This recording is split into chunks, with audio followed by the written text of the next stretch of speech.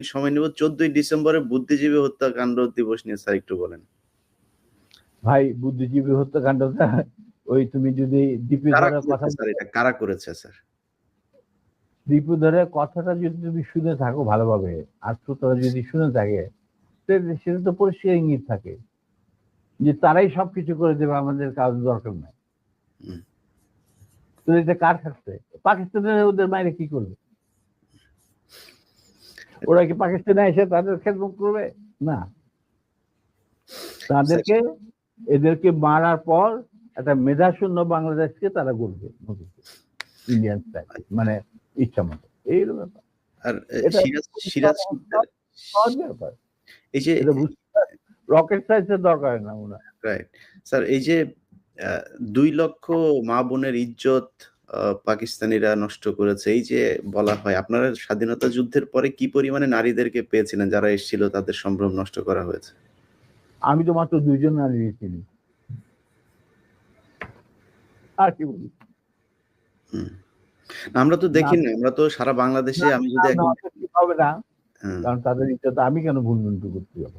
আমি তাদেরকে এক্সপোজ করলাম, কিন্তু আমি 2 জন নারী এবং তাদেরকে আমরা সাহায্য করছি যতটুকু সম্ভব। রাইট।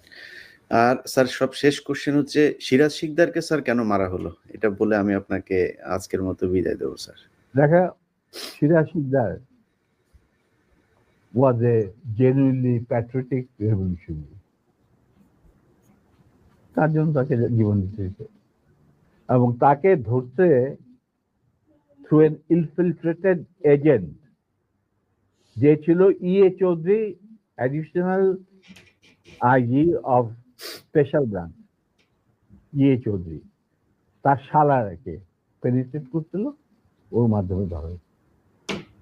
এই ইঙ্গিতটা আমাকে মাহবুব আগে দিচ্ছিল এবং আমি ইঙ্গিতটা পৌঁছে দিয়েছিলাম সিরাজের কাছে, but it was, I think, too late, but whatever it is, he got caught.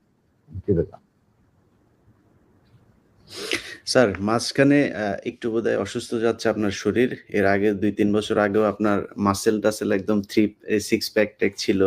শরীর কেমন স্যার? আপনাকে জিজ্ঞেস করা হয় নাই। আলহামদুলিল্লাহ। দেখো, তোমার সাথে কথা বলতেছি, তুমি আমার দেখতেছো, সবাই দেখতেছো। নিম্মি ভাবি কেমন আছে? আমাদের সবার প্রিয় ভাবি। না, উনি বেঁচে নাই, উনাকে আল্লাহ নিয়ে গেছে। ও, উনি নাই না? আচ্ছা। ও হ্যাঁ, এবং উনি মারা গেলেন কত বছর? প্রায় 1905 সালে মারা গেছে। 2005? হ্যাঁ, কারণ she was not allowed to take any treatment.